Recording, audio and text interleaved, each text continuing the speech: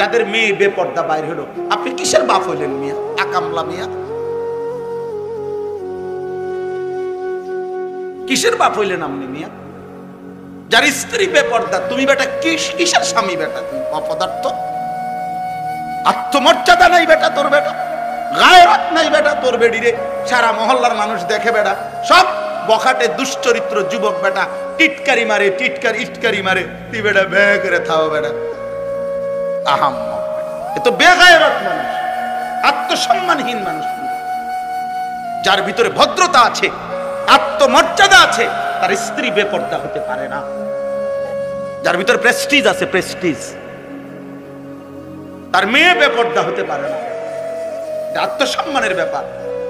আমার মেয়ে গ্রামের সবাই, সব পোলাফাইন তার পিছনে হাঁটবে, তারে টিটকারি করবে, আমি কি বাপ হইলাম আবার?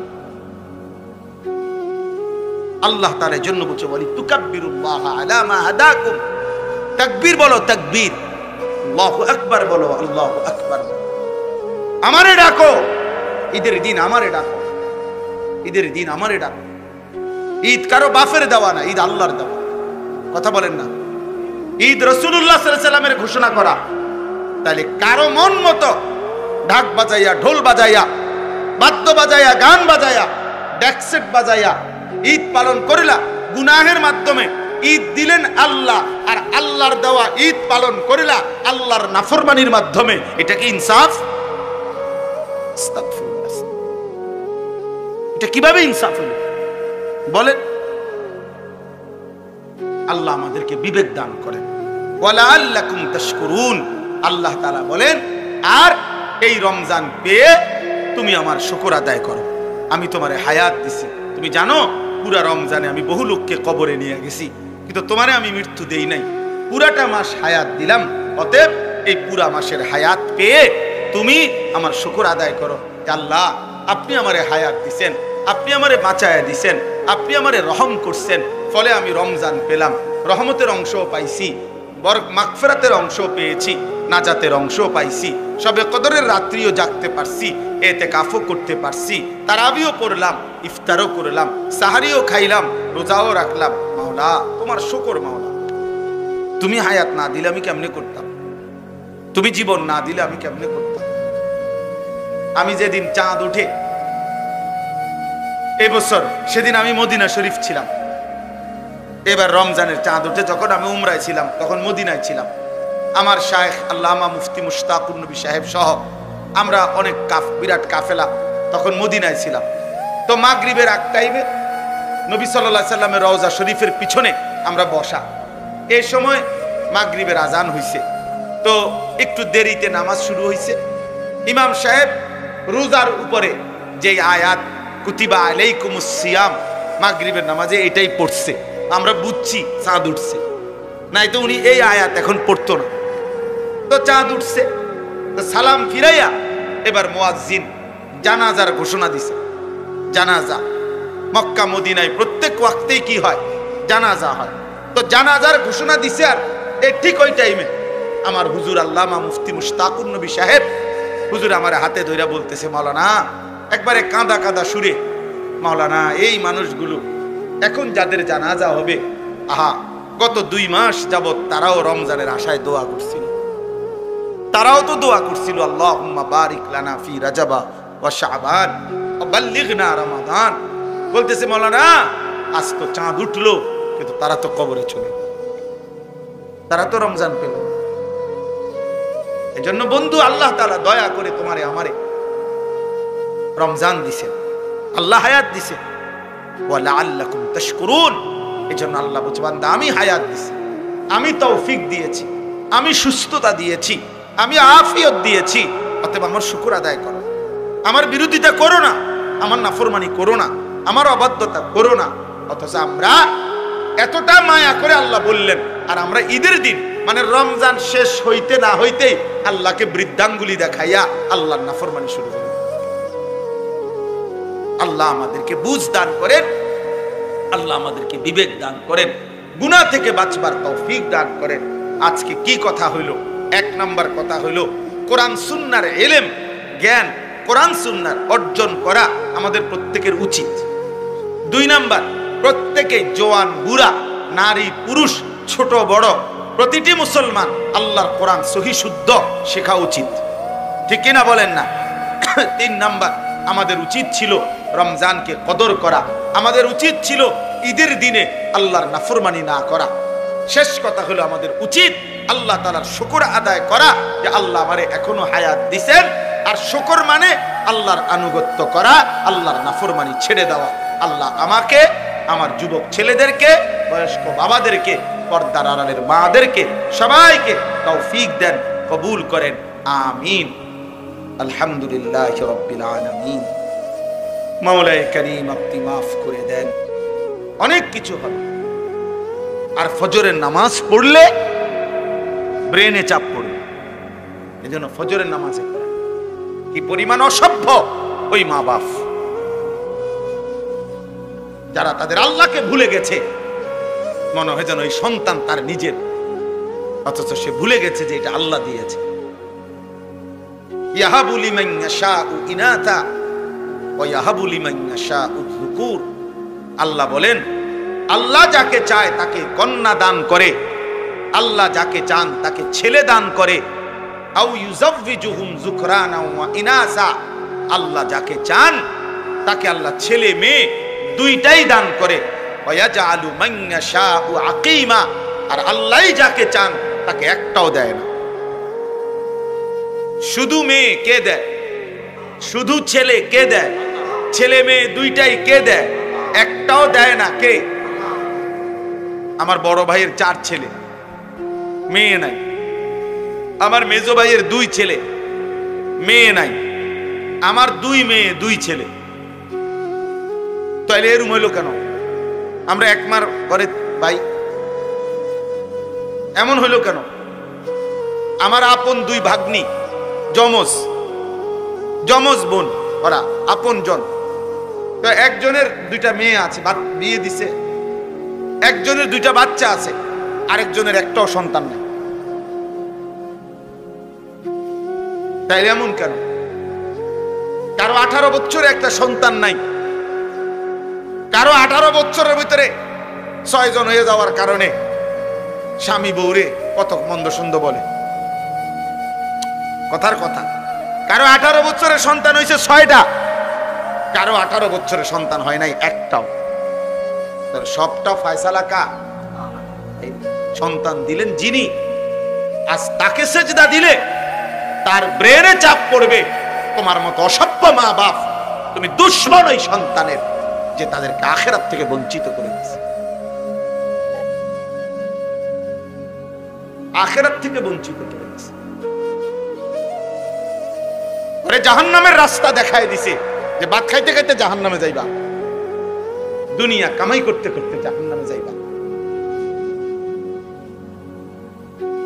নাই তো 16 বছরের চেষ্টায় তাকে আল্লাহর কোরআন থেকে বঞ্চিত। একটা কোরআন 3 মাস পড়লেই কোরআন শরীফ সহি শুদ্ধ করা সম্ভব। 1 মাস পড়লেই। আমার ড্রাইভার 1 মাসও লাগছে না কোরআন শরীফ সহি শুদ্ধ করতে। সে আমার ড্রাইভারই করে, 2 ক্লাসও পড়ছে না। প্রাইমারি পাস করছে কিনা সন্দেহ। আল্লাহর কোরআন পড়তে পারে। এইবার রমজানে আমার সাথে ইতিকাফ করছে আমার ড্রাইভার। রমজানের ইতিকাফে কোরআন শরীফ সবক নিছে। আমি বলছি এই শুধু এই সবকের বরকতে ইনশাআল্লাহ বেতন বাড়াই দিলাম।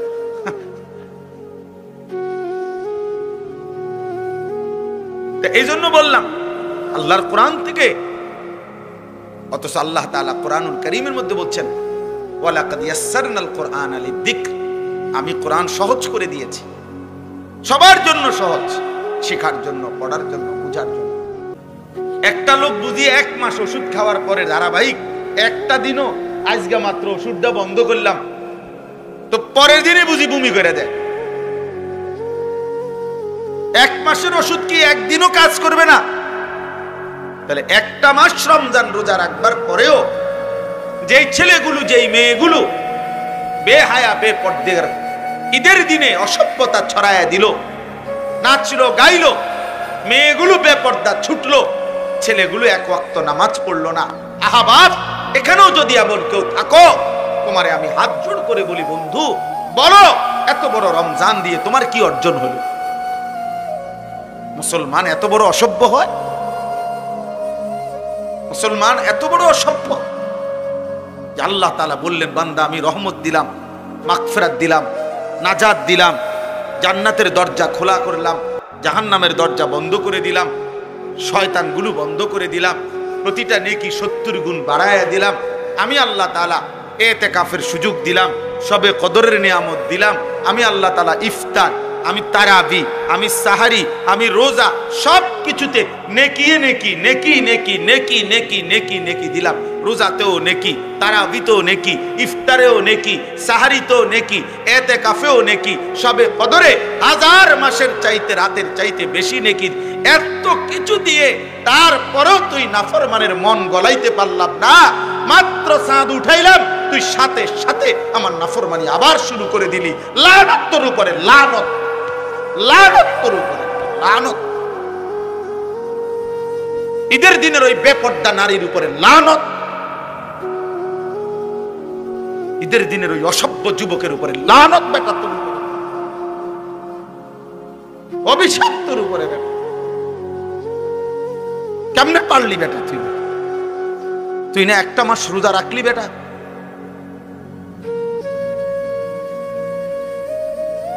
একদিনও কি মানুষ গুনার থেকে বাঁচে না? আল্লাহ আমাদেরকে বিবেক দান করে, আল্লাহ আমাদেরকে বুঝ দান করে। তাহলে আমার কথা শেষ। আল্লাহ তাআলা বলছেন, এই যে আয়াত আমি পড়ছি, এই আয়াতের মধ্যে আল্লাহ তাআলা বলছেন, ইউরিদুল্লাহু বিকুমুল ইউসরা ওয়ালা ইউরিদু বিকুমুল উসর। আল্লাহ বলে, বান্দা বিশ্বাস করো, শরীয়তের নামে, বিধানের নামে আমি কোনোটাই তোমাদের জন্য কঠিন করি নাই, সহজ করেছি, সহজ করেছি। বান্দা, আমি একটা হুকুম আমার বান্দার উপরে আমি আল্লাহ কঠিন করি নাই, আমি সহজ করেছি। কাজেই বলি তুকমিলুল ইদ্দাতা, আমার রোজার মাসটা রমজান সবগুলো হুকুম আহকামের মাধ্যমে একেবারে গুনে গুনে পূর্ণ কইরো।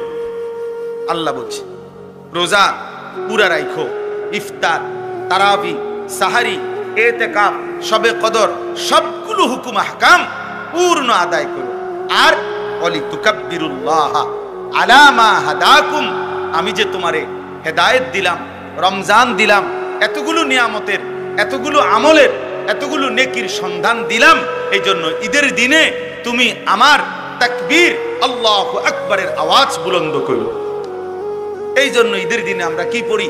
সুন্নাত আল্লাহু আকবার, আল্লাহু আকবার, লা ইলাহা ইল্লাল্লাহু আল্লাহু আকবার, আল্লাহু আকবার, ওয়ালিল্লাহিল হামদ।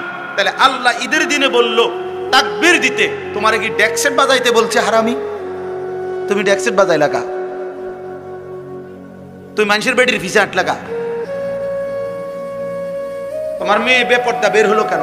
এই বাপ, যাদের মেয়ে বেপর্দা বাইর হলো, আপনি কিসের বাপ হইলেন মিয়া? আকামলা মিয়া, কিসের বাপ হইলেন আপনি মিয়া? যার স্ত্রী বেপর্দা, তুমি বেটা কিসের স্বামী বেটা? তুমি অপদার্থ, আত্মমর্যাদা নাই বেটা তোর, বেটা গায়রত নাই বেটা তোর বেডিরে। সারা মহল্লার মানুষ দেখে বেটা, সব বখাটে দুশ্চরিত্র যুবক বেটা, টিটকারি মারে, ইটকারি মারে, তুই বেটা বে করে থাও বেটা। আহাম, এ তো বেগায়রত মানুষ, আত্মসম্মানহীন মানুষ। যার ভিতরে ভদ্রতা আছে, আত্মমর্যাদা আছে, তার স্ত্রী বেপর্দা হতে পারে না। যার ভিতরে প্রেস্টিজ আছে, প্রেস্টিজ, তার মেয়ে বেপর্দা হতে পারে না। আত্মসম্মানের ব্যাপার।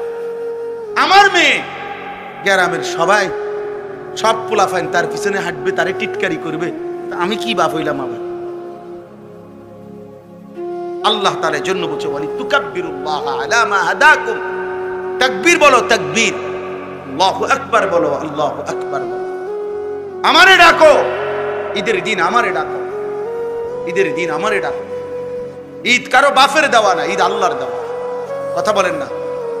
ঈদ রাসূলুল্লাহ সাল্লাল্লাহু আলাইহি ওয়াসাল্লামের ঘোষণা করা। তাহলে কারো মন মতো ঢাক বাজাইয়া, ঢোল বাজাইয়া, বাদ্য বাজাইয়া, গান বাজাইয়া, ডেক্সেট বাজাইয়া ঈদ পালন করিলা, গুনাহের মাধ্যমে ঈদ দিলেন আল্লাহ, আর আল্লাহর দেওয়া ঈদ পালন করিলা আল্লাহর নাফরমানির মাধ্যমে। এটা কি ইনসাফ? আস্তাগফিরুল্লাহ। এটা কিভাবে ইনসাফ হলো বলেন? আল্লাহ আমাদেরকে বিবেক দান করেন। আপনাদের কাছে রাগ হইয়েন না, আমার একটা কারণ আছে। এই মসজিদে যারা নামাজ পড়েন, দয়া করে আপনারা একটু হাত উঠান তো। এই মানে এই মসজিদের মুসল্লি যারা, হাতটা উঠান। আচ্ছা, মাশাআল্লাহ, হাত না মানে আপনারা একটা ইনসাফের কথা, রাগ হইয়েন, আমি শুধু বুঝার জন্য, আপনাদের চোখ খোলার জন্য বলতেছি। এই মসজিদ আপনাদের এতগুলো এসি লাগানো, মসজিদে থাই গ্লাস লাগানো, টাইলস লাগানো, সবটা মসজিদ ঝকঝকে এত সুন্দর। আপনাদের মসজিদে তাকের মধ্যে যে কোরআন শরীফগুলো রাখা আছে, এই কোরআন শরীফগুলো এই পরিমাণ অবহেলিত কেন? এখন জবাব বলেন, নাহলে আমি এখন আইনা দেখাই।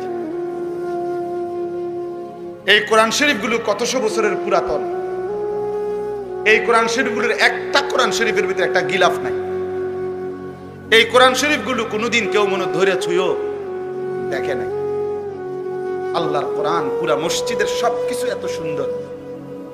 রবের কোরআনের প্রতি কারো কি দিলে আসলো না যে এই কোরআন শরীফগুলোর মধ্যে একটা গিলাফ লাগায়? কারো কি কলিজায় আসলো না যে কোরআন শরীফগুলো একটু সুন্দর করে বাজ করে রাখি? কারো কি দিলে আসলো না যে কোরআন শরীফের সামনে দিয়ে একটা গ্লাস লাগাই? কেন এখানে গ্লাস, এখানে নাই কেন? বলেন চাচা, এখন বলেন। কারণ একটাই, কলিজার ভিতরে আল্লাহর কোরআনের প্রয়োজনীয়তা নাই। এটা শুধু বলে হুজুর আমনে না, আমি আগেই বলে নিছি, রাগ হইয়েন না। এটা আমার একটু, যেখানেই আমি দেখি আমি বলি, চোখে আঙ্গুল দিয়ে বললাম। এরকম হাজারো মসজিদ, লাখো মসজিদ যেখানে সবকিছু অত্যাধুনিক, আল্লাহর কোরআন অবহেলিত। এবং এমন বহু জায়গা আমি দেখছি যেখান দিয়ে কোরআন শরীফ রাখছে, ব্যাটারির বাক্স হ্যান দিয়ে থুইছে, মোমবাতি কোরআন শরীফ লগে থুইছে, আগরবাতির বাক্স হ্যান দিয়ে থুইছে, মেজবাতি এনে রাখছে। মানে যত এই মসজিদের অপ্রয়োজনীয় জিনিসগুলো এখান দিয়ে থুইছে। বুঝেন না কথা?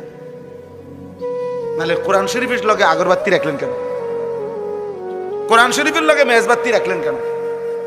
কোরআন শরীফের লগে ব্যাটারি থুলেন কেন? আপনারা থুইছেন, আমি এটা কই না, মানে বুঝাইলাম। আইপিএস এর বাক্স এখানে থুলেন কেন? এখান এদিক দিয়ে কোরআন শরীফ, আইপিএস এর বাক্স, আর জায়গা নাই মসজিদে। মূল কারণ হলো এটা তো কেউ ধরে না, এটা তো কারো দরকার লাগে না। আল্লাহ আমাদেরকে বুঝ দান করেন। আমার বাপ, রাগ হইয়েন না, দাওয়াত দিয়ে নেই বেজ্জুতি দিয়ে করলেন না, বেজ্জুতি না, বিবেক জাগাইতে চেষ্টা করলাম। আপনারা নিজ জিম্মাদারি এখানে যে আছেন এই মহল্লার, আমনে একজন ভাই এখন হিম্মত করেন, বলেন যে এখানে এই মসজিদের যতগুলো কোরআন শরীফ আছে, 50টা হোক আর 100টা হোক, আপনি গিলাফ লাগাই দিবেন যত টাকা লাগে। বলেন ইনশাআল্লাহ। আপনার নাম কি? হ্যাঁ, আমাদের জাকির হোসেন ভুইয়া ভাইয়া। ইনশাআল্লাহ এগুলো আপনি লাগাই দিবেন, এগুলো সব ঠিক আছে ইনশাআল্লাহ। হ্যাঁ, আল্লাহ কবুল করেন। হ্যাঁ, কোরআনুল কারীমকে আজমত করেন। রাসূলুল্লাহ সাল্লাল্লাহু আলাইহি ওয়াসাল্লাম বলছেন, দোয়া করতেন, আল্লাহুম্মা জাআলিল কুরআনা রাবিআ কলবি, আয় মাওলা কোরআনুল কারীমকে আপনি আমার হৃদয়ের বসন্ত বানিয়ে দেন, ওয়া নূরা সাদরি, আমার বুকের আলো বানিয়ে দেন, ওয়া জালাআ হুজনি, আমার সমস্ত দুঃখ বেদনা পেরেশানি দূরকারী আল্লাহর কোরআনকে বানিয়ে দেন, ওয়া যাহাবা হাম্মি, যাবতীয় অস্থিরতার দূরকারী কোরআনকে বানিয়ে দেন। কোরআনুল কারীমের প্রতি মহব্বত জরুরি, কোরআনুল কারীমের প্রতি আজমত বহুতই জরুরি, বহুতই জরুরি। এজন্য আজকে আপনাদের কাছে এক বয়ানে, এক ওয়াজে বসে পুরা ইসলাম বলা সম্ভব না। নবী সাল্লাল্লাহু আলাইহি ওয়াসাল্লামের 23 বছরের সব বলে দেওয়া একদিনে সম্ভব? কথা বলেন না। তাহলে আমি একটা বিষয় গুরুত্ব দিলাম, সেটা হলো এইখানে আজকে ঈদ পরবর্তী আলহামদুলিল্লাহ যে ভাইরা আছেন, অনেক নওজোয়ান ভাই, কিশোর ভাই, আমি তোমাদের কাছেও ভাইয়া বলি, অনুরোধ করি, আল্লাহর কোরআনকে পড়ো। কোনো না কোনো একটু সময় বাহির করলে পড়ার ফাঁকে ফাঁকে স্কুলে, কলেজে, ইউনিভার্সিটিতে, সব কিছুতে একটু ফাঁক করে সপ্তাহে একদিন হোক, 3 দিনে একদিন হোক, আধা ঘন্টা হোক, 10 মিনিট হোক, 50 মিনিট হোক, যেমনি সুযোগ হয়, বয়স্ক যারা আছেন আপনারাও মসজিদের ইমাম সাহেবের কাছে আল্লাহর কোরআন শিখেন, কোন মাদ্রাসার উস্তাদের কাছে আল্লাহর কোরআন শিখেন, আলেমের সাথে সম্পর্ক করেন। আমাদের দেশে অনেক মুসলমান আমরা মসজিদের ইমামের সাথে আমাদের আন্তরিকতা কম, সালাম ফিরাইয়াই বের হয়ে গেছে, সালাম ফিরাইয়াই না ইমাম সাহেবের কাছে কি বসে। আমার খুলনার হযরত, বাংলাদেশের একজন শ্রেষ্ঠ বুজুর্গ, পাকিস্তান করাচির বিশ্ববিখ্যাত বুজুর্গ, কুতুবে আলম আরিফ বিল্লাহ হযরত মাওলানা শাহ হাকিম মোহাম্মদ আখতার রহমতুল্লাহ আলাইহির খলিফা হযরত মাওলানা মুফতি নুরুল আমিন সাহেব, অনেক বড় একজন আল্লাহওয়ালা হযরত মাওলানা মুফতি নুরুল আমিন, উনারে আমরা খুলনার হযরত বলি। তো উনি একদিন বয়ানে বলছিলেন, যশোর এক মাহফিলে আমি হুজুরের সাথে ছিলাম। তো হুজুর বয়ানে বলতেছিলেন 30টা বছর ধরে, 20টা বছর ধরে, কথাটা খেয়াল করেন, 30 বছর ধরে, 20 বছর ধরে, 10 বছর ধরে আল্লাহর ঘর মসজিদে যে মানুষটা দিবানিশি 5 ওয়াক্ত নামাজের ইমামতি করছে, বিশ্বাস করেন আমি হুজুরের কথা, শায়েখের কথা বলতেছি, উনি বলছেন নিঃসন্দেহে এই ব্যক্তি, এই ইমাম আল্লাহওয়ালা, আল্লাহওয়ালা। তাকে কদর করা উচিত, তাকে ভালোবাসা উচিত, তাকে শ্রদ্ধা করা উচিত। হ্যাঁ, হঠাৎ করে আসা বক্তার কপালে জোটে 50,000 টাকা, কিন্তু ইমাম সাহেবের কপালে জোরে কেনা 200 টাকা। কেন? কারণ উনি যে ফরজ নামাজের ইমামতি করে, এই জন্য এটা অন্যায় হয়েছে না। অথচ ফরজ নামাজের দাম বেশি না, কথা বলেন না কেন? ইমামের দাম বেশি। আল ইমামু দামিন, আল্লাহর নবী সাল্লাল্লাহু আলাইহি ওয়াসাল্লাম বলছেন, ইমাম পুরা মহল্লাবাসীর জিম্মাদার, তাদের ঈমান, আমল, আখলাক, আখিরাত সর্ববিষয়ের পাহারাদার। নবী সাল্লাল্লাহু আলাইহি ওয়াসাল্লাম আলাদা দোয়া করছেন, আল্লাহুম্মা রশিদিল আইম্মা, আল্লাহ ইমামদেরকে আপনি হেদায়েতের রাস্তা, কল্যাণের রাস্তা আপনি দেখান। কারণ তার পিছনে মানুষ অনুসরণ করে, তাকে মানুষ অনুসরণ করে। এই জন্য মসজিদের ইমামের সাথে সম্পর্ক বাড়ান, আলেমে দ্বীনের সাথে সম্পর্ক বাড়ান, একটা একটা মাসআলা শিখেন, একটা একটা শব্দ শিখেন, নিজের রুকুটা একজন আলেমকে দেখান যে হুজুর আমার রুকু হয় কিনা, আমার সেজদা হয় কিনা, আমার নামাজ হয় কিনা, আমার ওযু হয় কিনা, আপনি একবার দেখায় না। হ্যাঁ বলে হুজুর ছোটবেলায় তো আমি মক্তবে শিখছি, ঠিক আছে বাবা, মক্তবে শিখলেও তো আজকে 40 বছর হয়ে গেছে, 50 বছর পরে আপনার বেখেয়ালে কোনো ভুল তো থাকতে পারে। এখন যদি শুধরায় নেয়, আখিরাত সুন্দর হয়ে গেল, কবরে গিয়া অনুভব করিলে সুন্দর করার তো আর সুযোগ হলো না। পরকালে গিয়ে তো আপনি বুঝবেন, কিন্তু সব লাভ তো হবে। কোরআন শরীফে কথা স্পষ্ট আছে, প্রত্যেকটা নাফরমান হাসরের ময়দানে তার সমস্ত পাপের কথা মনে পড়বে। ওয়াজিআ ইয়াউমাইদিন বিজাহান্নাম ইয়াউমাইদিন ইয়াতাযাক্কারুল ইনসান ওয়া আন্না লাহুদ যিকরা। আল্লাহ বলে হাসরের ময়দানে যখন ফেরেশতারা জাহান্নামকে টেনে আনবে, সবার সামনে এনে দাঁড় করাবে জাহান্নামকে, জাহান্নামকে টাইনা আনবে। এই যে মনে করেন এটা সাউন্ড বক্স, এটা যেরকম আমরা এখন সবাই দেখতেছি, এরকম জাহান্নামকে টেনে এনে দাঁড় করাবে ফেরেশতারা। কোরআন শরীফের আয়াত। আল্লাহ বলেন নাফরমান জাহান্নামের দিকে তাকাইয়েই ইয়াউমাইদিন ইয়াতাযাক্কারুল ইনসান, তার দুনিয়ার জীবনের সব কথা মনে পড়বে। ওয়া আন্না লাহুদ যিকরা, কিন্তু বলো না সেদিন মনে পড়ে কি লাভ হবে? কোরআন শরীফের আয়াত। ওয়া আন্না লাহুদ যিকরা, বলো না মনে পড়ে কি লাভ হবে? বুঝে তো আসবে, লাতারাবুন্নাল জাহিম সুম্মা লাতারাবুন্নাহা আইনাল ইয়াকিন। আল্লাহ বলে, বান্দা এই দুই চোখে জাহান্নামকে দেখবা, আর দুই চোখে দেখে, চোখে দেখা বিষয়ে যেমন নিশ্চিত হয় এরকম নিশ্চিত হবা জাহান্নামের ব্যাপারে। মনে করেন এইটা যে একটা হ্যান্ডবিল, এটা আপনারা নিশ্চিত? না না, এটা একটা মূলত মোবাইল। হ্যাঁ হ্যাঁ, আমি প্রধান বক্তা। আরে আমি বলতেছি মিয়া, এটা একটা মোবাইল মূলত। কথা বলেন না আপনারা। আমার সার্টিফিকেট জানেন, আমি অনেক পড়ালেখা করছি। আমি বলতেছি এটা মোবাইল, আমি মাস্টার্স পাস। আপনি কবেন কি আপনি মাস্টার্সের গোষ্ঠী গেলেন মিয়া? আমি এটা চোখে দেখি, এটা হ্যান্ডবিল, আপনি করেন এটা মোবাইল। আপনি সার্টিফিকেট দিয়ে আমি কিনবো? আমি নিশ্চিত এটা চোখে দেখতেছি। তাহলে চোখে দেখা জ্ঞান, এটা অস্বীকার করার কোনো সুযোগ আছে? আল্লাহ তাআলা বলে জাহান্নামকে এভাবে চোখে দেখবা আর চোখে দেখে নিশ্চিত হবা, কিন্তু বান্দা আফসোস তো করবা। লাভ কি হবে? লাভ কি?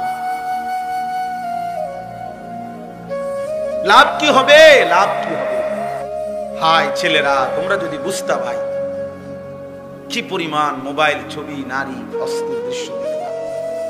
কেনই দেখো, কারে দেখো, কার মারে দেখলা, কার বোনেরে দেখলা, কেন দেখলা? 18 বছরের যুবক, তোমার এত নারী দরকার, এত উলঙ্গ ছবি দরকার? এত অল্প বয়সে যদি এত বড় অসভ্য হয়ে যাও, বাকি জিন্দেগি কেমনে পার করবা ভাইয়া? 16 বছরে যদি এত উলঙ্গ ছবি দেখে ফেলো, হায় হায়, বাকি জীবন কি করবে?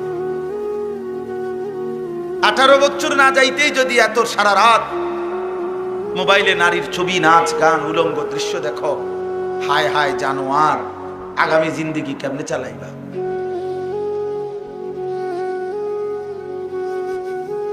হ্যাঁ,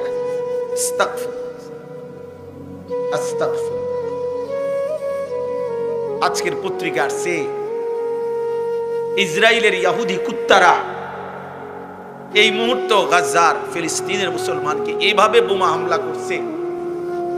বোমার হামলার সাথে সাথে ওই জায়গার মধ্যে ধোঁয়া উঠে জীবন্ত মানুষ যে মারা গেছে, তাৎক্ষণিক এই মানুষের লাশ টুকরা টুকরা হয়ে আকাশে উঠতেছে, উপরে উঠতেছে।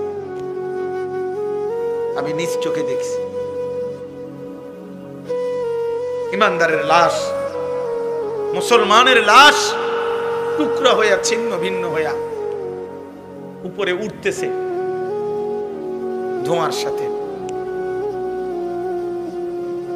এটা তো ভাইয়া রূপকথা না, এটা তো গল্প না, এটা অতীত কাহিনী না, এটা কাল্পনিক কোনো কথা না। এই মুহূর্তে হচ্ছে পৃথিবীতে। ইহুদি কুত্তারা, বেঈমানরা মুসলমানদের উপরে এইভাবে জুলুম করছে।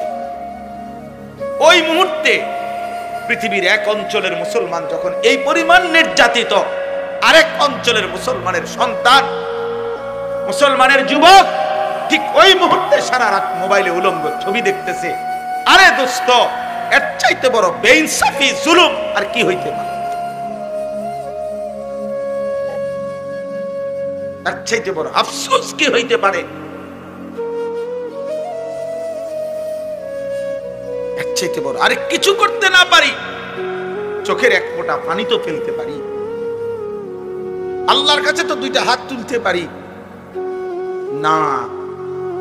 মনে হয় যেন পাশের বাড়ির মুসলমানকে রক্তে ভাসায় দিতে এই ঘরের ছেলে তখনও মোবাইল নিতে। আমার সমস্যা কি? তারা মেরে গেছে, আমার কি? আমার সমস্যা কি? আমার তো মারছে না, আমার তো মারছে না। মিয়ানমারে না ভূমিকম্প হয়েছে, আমার দেশে তো হয়েছে না, আমরা বুড়িসং তো আর হয়েছে না, অসুবিধা কি?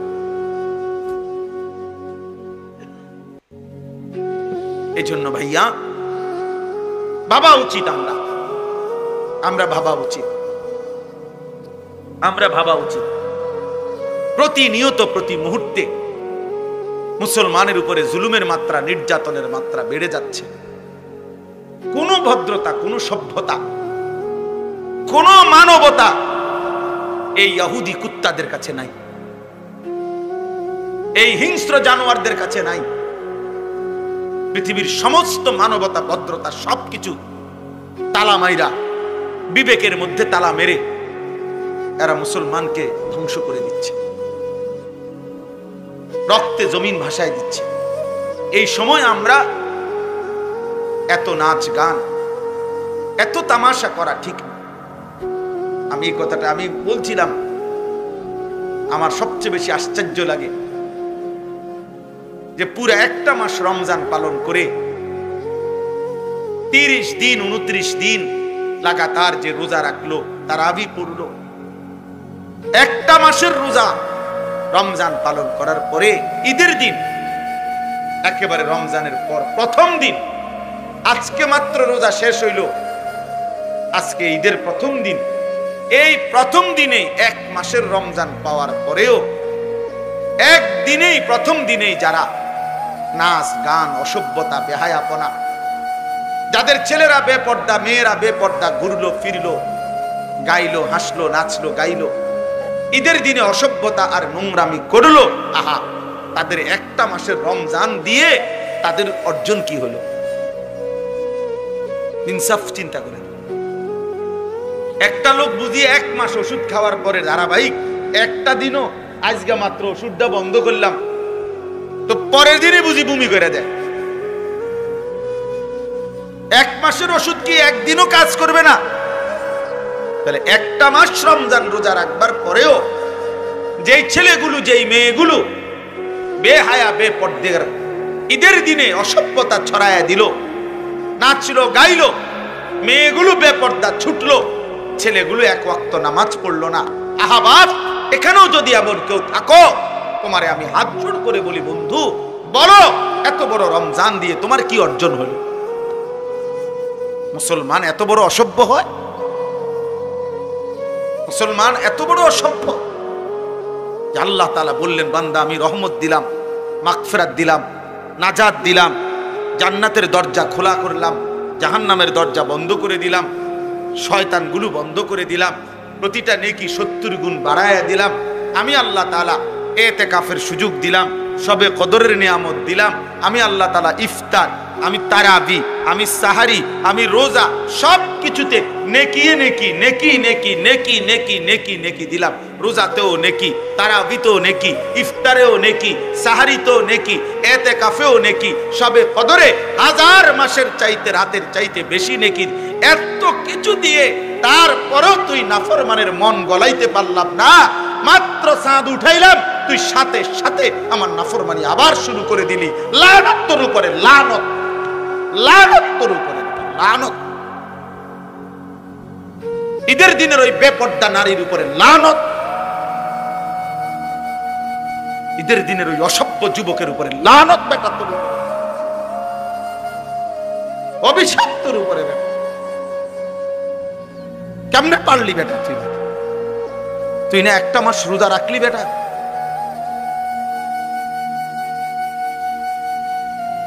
একদিনও কি মানুষের গুনাহ থেকে বাঁচে না? আল্লাহ আমাদেরকে বিবেক দান করেন, আল্লাহ আমাদেরকে বুঝ দান করেন। তাহলে আমার কথা শেষ। আল্লাহ তাআলা বলছেন, এই যে আয়াত আমি পড়ছি, এই আয়াতের মধ্যে আল্লাহ তাআলা বলছেন, ইউরিদুল্লাহু বিকুমুল ইউসরা ওয়ালা ইউরিদু বিকুমুল উসর। আল্লাহ বলে, বান্দা বিশ্বাস করো, শরীয়তের নামে, বিধানের নামে আমি কোনোটাই তোমাদের জন্য কঠিন করি নাই, সহজ করেছি, সহজ করেছি। বান্দা, আমি একটা হুকুম আমার বান্দার উপরে আমি আল্লাহ কঠিন করি নাই, আমি সহজ করেছি। কাজেই অলি তুকমিলুল ইদ্দাতা, আমার রোজার মাসটা রমজান সবগুলো হুকুম আহকামের মাধ্যমে একেবারে গুনে গুনে পূর্ণ করো। আল্লাহ বলছে, রোজা পুরা রাখো, ইফতার, তারাবি, সাহারি, ইতিকাফ, শবে কদর, সবগুলো হুকুম আহকাম পূর্ণ আদায় করো। আর অলি তুকাব্বিরুল্লাহ আলা মা হাদাকুম, আমি যে তোমারে হেদায়েত দিলাম, রমজান দিলাম, এতগুলো নিয়ামতের, এতগুলো আমলের, এতগুলো নেকির সন্ধান দিলাম, এই জন্য ঈদের দিনে তুমি আমার তাকবীর, আল্লাহু আকবারের আওয়াজ বুলন্দ করো। এই জন্য ঈদের দিনে আমরা কি পড়ি? সুন্নাত আল্লাহু আকবার, আল্লাহু আকবার, লা ইলাহা ইল্লাল্লাহু আল্লাহু আকবার, আল্লাহু আকবার, ওয়ালিল্লাহিল হামদ। তাহলে আল্লাহ ঈদের দিনে বলল তাকবীর দিতে, তোমারে কি ডেক্সেট বাজাইতে বলছে হারামি? তুমি ডেক্সেট বাজাই লাগা, তুই মানুষের বেটির ভিসা আট লাগা, তোমার মেয়ে বেপর্দা বের হলো কেন?